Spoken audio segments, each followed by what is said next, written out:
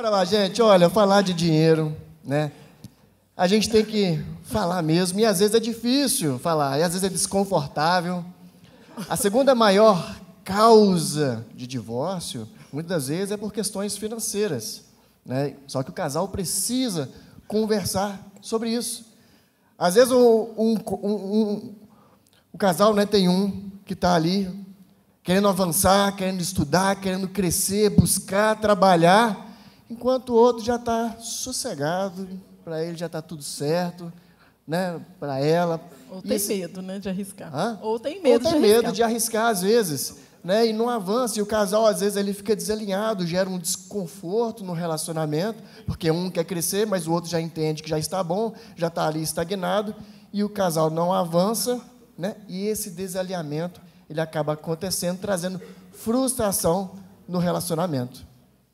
No final das contas, tudo é conquistado com esforço. Amém? Amém. Então, antes de falar até mesmo de planilhas financeiras, né, de dívidas, investimentos, temos que entender se o casal está alinhado nos valores, na sua unidade, nos alvos, onde cada um quer chegar. Amém? Amém. Um casal que caminha junto, sonha junto e decide junto, tem muito mais chance para prosperar. É verdade. E é importante falar, gente, que dinheiro, ele é físico, ele é emocional e ele também é espiritual. E tudo começa na vida de um casal, se quiser começar bem alinhado, precisa entender bem essa base espiritual que o dinheiro é, sabe? Nós precisamos, como cristãos, viver de fato os princípios a respeito de dinheiro, de finanças, que o Senhor, que a Bíblia nos ensina. Dízimo, ele nos ensina a obedecer. Primícia nos ensina a honrar. E as ofertas nos ensinam a ser generosos. Eu posso dizer para vocês, todos nós fomos chamados a ser mordomos do Pai nessa terra. Nós somos chamados para ter mordomia cristã. O que é isso? É servir ao Senhor com os meus recursos, é prover recursos para que para que o reino de Deus avance nessa terra. Todo o dinheiro, todo o recurso que eu tenho, eu entendo que ele vem de Deus, Ele me dá. E aí eu fico pensando, se uma pessoa ela tem problema em devolver R$1.000 de dízimo, ela nunca vai devolver 10.000, porque ela não preocupa com os 9 que sobrou, ela preocupa com o 1.000 que ela entrega. Será que você é confiável de fato a enriquecer e Deus te dá um salário, né? Igual o paizão fala que nós somos brasileiros e recebemos mensalmente. Será que você é confiável para entregar 10.000 de dízimo todo mês? Porque se o 1.000 já corrompe seu coração, e os 10? E os 100? Senhor, eu estou pronta para entregar 100.000 de dízimo todo mês. Amém, eu estou pronta, amém. Pode confiar em mim. Pode confiar em mim. Isso é só meu dízimo, Senhor. Ainda darei ofertas, ainda serei primiciadora. Pode contar comigo. Será que pode contar com você também? Porque às vezes a gente quer ter muito, mas a gente está sempre agarrado no princípio cristão que Deus ordenou. O paizão já ensinou, né, que é aquele que nivela todo mundo, mas eu não sou confiável para devolver 10%. Eu não sou confiável para andar nesse espiritual do dinheiro aí que eu tenho que cumprir. E como que eu vou ser confiável para devolver, para gerir grandes recursos? Uma das orações que eu sempre faço com o Senhor, falo, Pai, eu sou confiável a gerir grandes recursos, pode me entregar? Pode entregar, Pai, que eu vou gerir com prazer. Eu posso dizer para vocês, nós temos 8 anos de Power. Aqui nós vivemos que o nosso salário virou o nosso dízimo. Aqui nós vivemos ofertas disruptivas, coisas que jamais imaginávamos. Mas porque a gente tem esse temor e entendemos essa mordomia cristã para a qual fomos chamados. Porque se tudo vem de Deus, eu não preciso preocupar se vai faltar. Porque no céu tem muito. Então eu posso entregar, eu posso gerir, eu posso confiar, porque vai acontecer. Amém. Então, o que fazer para alcançar melhores resultados? Veja só o que está escrito em Lucas 14, 28. Pois qual de vós, querendo edificar uma torre, não se assenta primeiro a calcular as despesas, para ver se tem com que acabar? Então, o que fazer para alcançar melhores resultados? Primeiro, gerar lucro familiar. Gerar lucro familiar. Mas o que é isso? Porque tudo que a Júlia falou aqui agora, Nós precisamos ser confiáveis. Mas como é que nós vamos ser confiáveis se as nossas finanças, elas não dão lucro? O que é isso?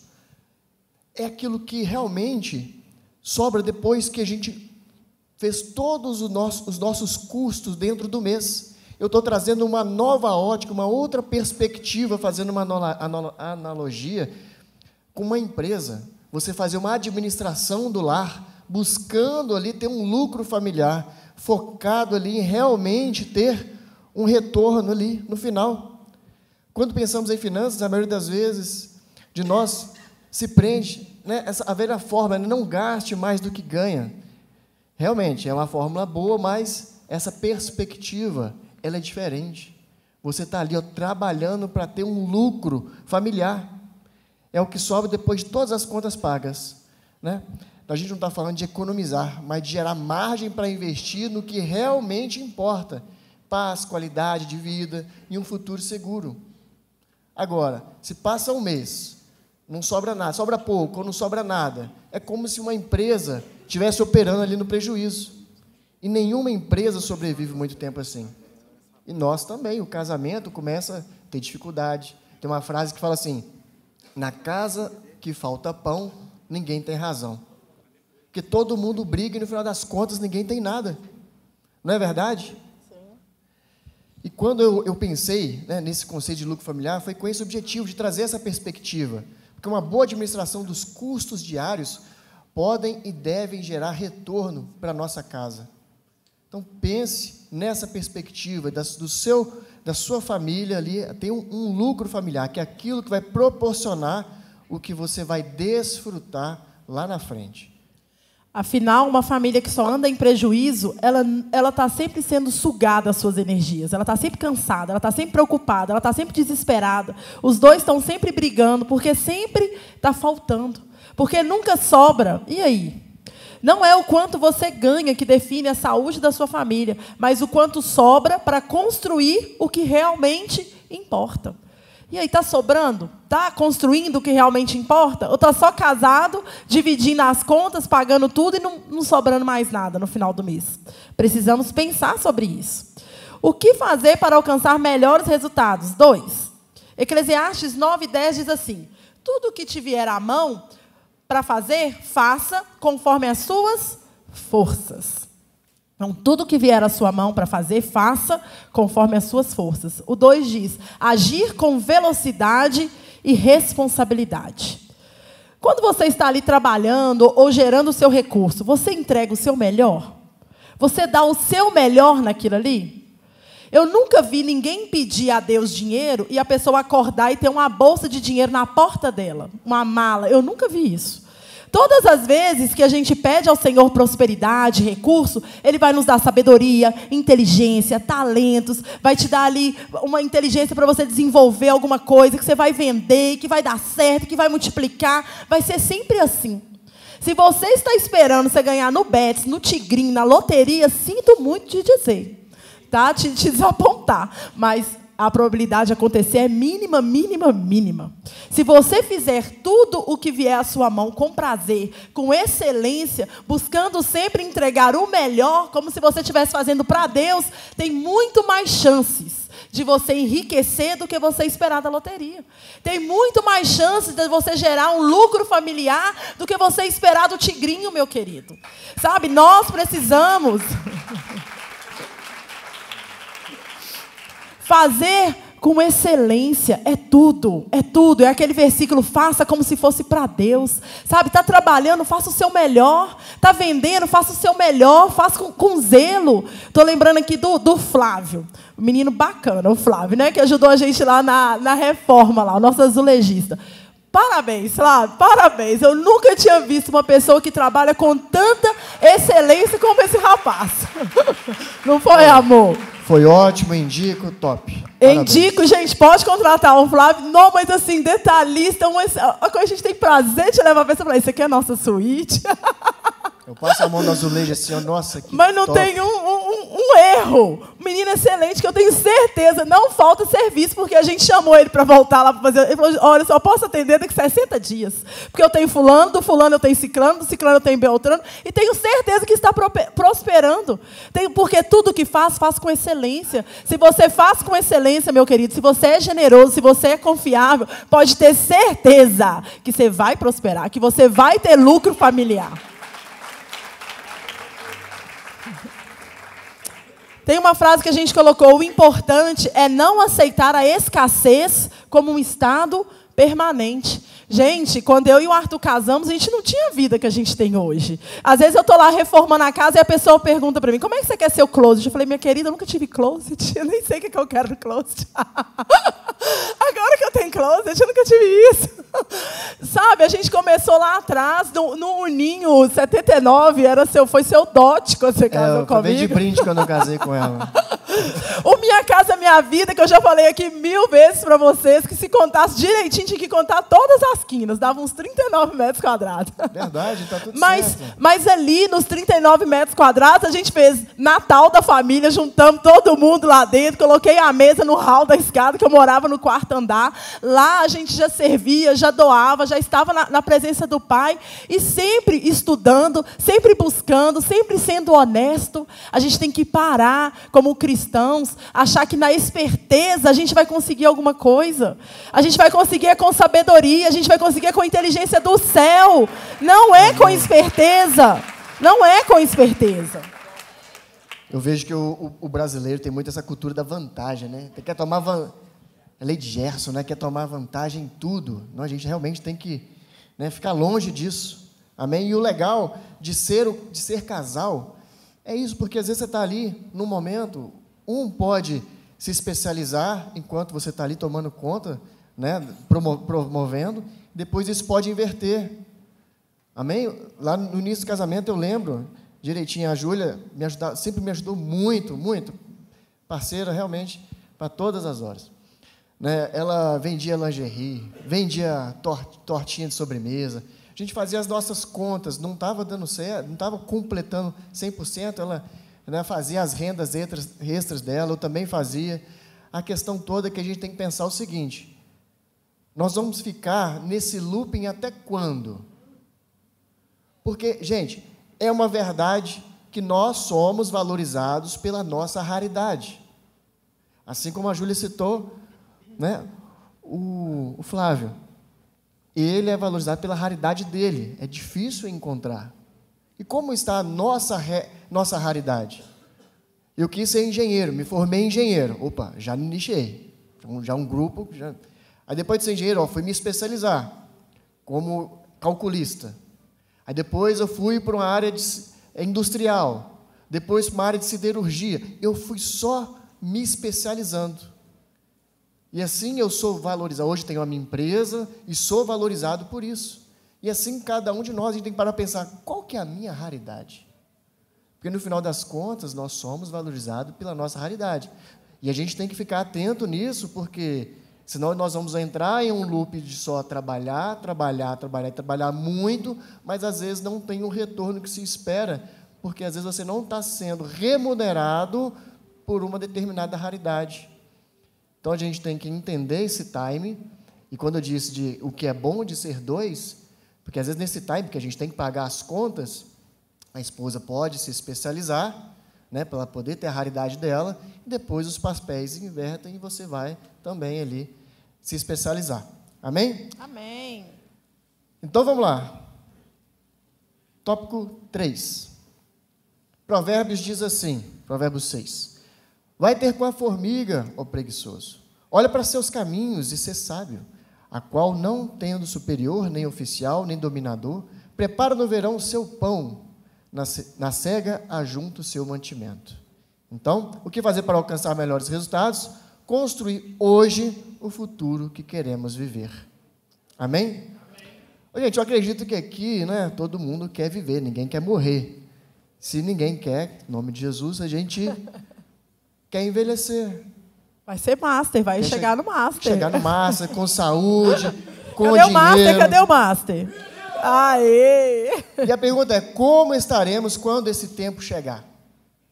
Lembra lá do lucro familiar que eu disse? Se hoje não sobra, se hoje não nos preparamos, se hoje não vivemos se hoje só vivemos no improviso, o que garantirá nosso sustento e tranquilidade do amanhã?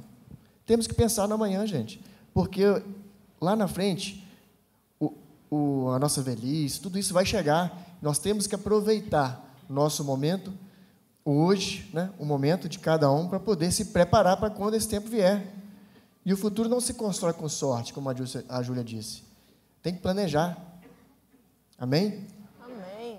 E é com Ele que cuidaremos, né, de toda a nossa saúde, né, dos nossos filhos, sim, garantir o futuro deles.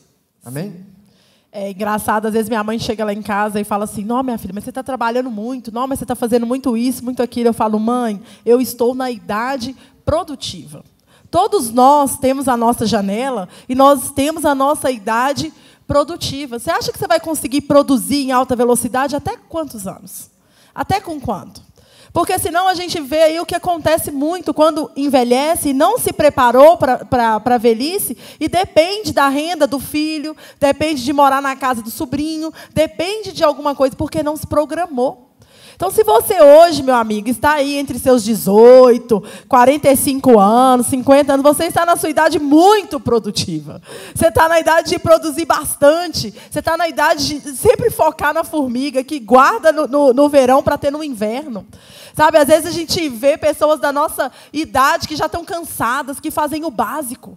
Ela trabalha de 8 a 5, mas ali aquele 8 a 5 você vê que não cobre todos os desejos, todas as vontades daquela pessoa, mas é só de 8 a 5, porque depois das 5 é isso, é aquilo outro que ela vai fazer.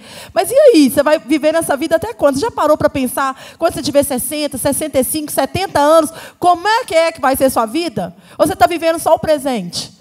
Quando a gente coloca aqui, né, o tópico 3, construir hoje o futuro que queremos viver. A gente tem uma frase na nossa empresa que a gente fala que construir o futuro é o nosso melhor presente. Hoje, você pode construir hoje. Se você está na sua janela produtiva, produza sem preguiça. Sabe, Deus não agrada do filho preguiçoso. Nem a gente, eu que tenho 2 filhos, eu não quero filho preguiçoso, eu não aguento menino preguiçoso. Tudo que eu falo, vamos embora com excelência. Ontem eu estava conversando com uma amiga minha, tem a mesma idade do Pedro. Pedro já lava vasilha, meus meninos acordam sozinhos para ir para a escola, cada um tem que deixar a sua cama arrumada, e bora que bora. Sábado, arruma aí a cozinha do almoço, enquanto eu e seu pai vão resolver as coisas da obra, e é assim que tem que ser, gente. Às vezes, né, aquela frase que fala que pessoas fortes produzem tempos fáceis. Só que tempos fáceis geram pessoas o quê? Fracas. E às vezes nós, como pais, produzimos tanto e geramos tempos fáceis para os nossos filhos. Mas se a gente não for intencional, que o Arthur diz muito, né, amor, a falta consciente, nós vamos gerar filhos fracos. Exatamente. Nós buscamos sempre orientar nossos filhos, cuidar deles, né, para que eles realmente entendam o valor das coisas. Né? Teve uma vez o Pedro, né? Ele perdeu o aparelho dele. Pela terceira vez. Pela terceira vez. Né? Já tinha dado quase R$2.000 que ele perdeu. Então, naquele momento, eu conversei com ele, meu filho, e agora? Como é que nós vamos fazer? Aí a gente incentivou ele a vender as coisas. A gente produziu, não sei se você produziu sobremesa. Não, ele vendeu você pegou o celular dele, ele vendeu os brinquedos que ele não usava mais, para ele juntar o dinheiro para pôr um aparelho novo na boca. Exatamente. Então, ali, na verdade, eu estava o tempo todo instruindo ele e ensinando ele. Né? E ele me fez uma pergunta: papai, eu sei que você tem condição de comprar, por que você está me pedindo para vender, para me fazer dessa forma? Eu falei: meu filho, eu estou preparando um sucessor, não um herdeiro. Entendeu? Então eu estou ensinando para ele o valor das coisas. Né? E assim, né, precisamos ser, gente, tem que dar valor, não podemos ter preguiça. Né? Meu sogro sempre falou isso, né? Falava com você, só não casa com um preguiçoso. Meu pai falava: pode casar com qualquer um, só não casa com preguiçoso. Do jeito que ele conversa, né, gente? Ô, gente, mas é verdade, se precisar, a gente fazia nossas contas, a conta não estava fechando, fazia um serviço extra, fazia alguma coisa para complementar a renda normal, fazia, ele completava a minha renda, tudo certinho. A questão é só observar, né? Como eu disse antes, esse ato de complementar a renda vai ficar nisso até quando? a gente precisa se especializar para que, em algum momento, a gente não precise ficar nesse looping o resto da vida. Amém? Afinal, casais inteligentes sempre olham para frente. Sempre entendem qual ciclo que nós estamos vivendo. É o ciclo de renúncias? É o ciclo de investimento? É o ciclo de sonhar de ir com as crianças para a Disney? Não, é o ciclo de investir numa casa nova e a gente melhorar aqui o nosso patrimônio. O que nós estamos vivendo? Sabe, às vezes, a gente quer andar, a gente pode andar, gente, com todo mundo. Mas talvez terão programas que esse amigo faz que não te cabe hoje. E está tudo certo. Se essa pessoa deixou de ser seu amigo por causa disso, é porque nunca foi. A gente vê muito um combinado que eu e o Arthur sempre tivemos, desde quando casamos, é viver a nossa realidade. É viver a nossa realidade. Pode, pode. Não pode? Não pode. Eu amo o fulano, mas não tenho condição de viajar com ele agora. Um dia terei, um dia irei. Mas hoje eu não posso, hoje eu tenho outras prioridades. Eu amei a bota caramelo, mas hoje eu não posso comprar a bota caramelo. Mas eu vou trabalhar que vai ter um dia que eu vou comprar a bota caramelo.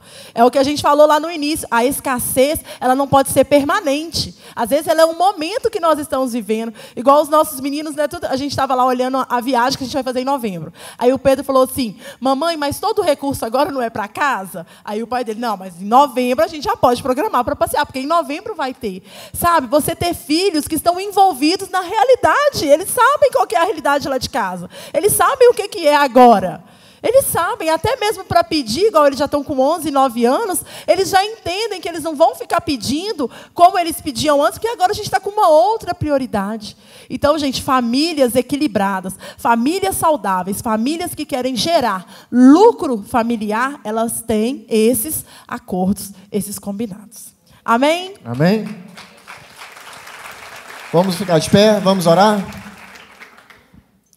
Abrace aí seu cônjuge. Foi bom, gente? Gostaram? Riram? Aprenderam?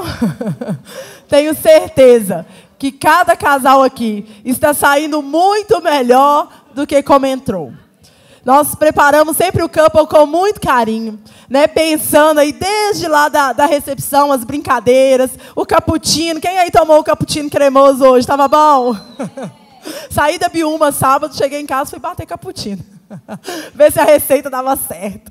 Mas que bom. E que nessa noite, né, vocês possam, de fato, viver essa prosperidade que o céu tem para nós. Que possamos, de fato, desfrutar dessa vida abundante que o Pai tem para nós. Amém? Vamos orar? Vamos orar. Pai, obrigado, Senhor, por essa palavra. Obrigado, Senhor, por cada casal aqui presente. Pai, que possa fazer sentido no coração de cada um. Amém. Que possamos, sim, gerar lucro familiar, papai.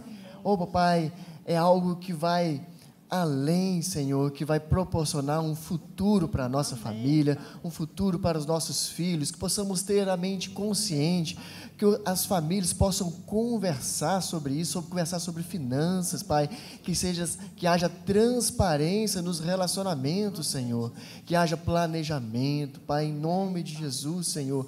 Pai, mostre para cada um de nós, nos prepare, Senhor, abençoa cada família aqui, Pai, que estiver passando por alguma dificuldade, Pai, abençoe e mostre, Pai. Oh, Senhor, Tu és maravilhoso, Senhor. Capacita sim, Senhor. Pai, gratidão por tudo que o Senhor tem feito. Em nome de Jesus. Amém.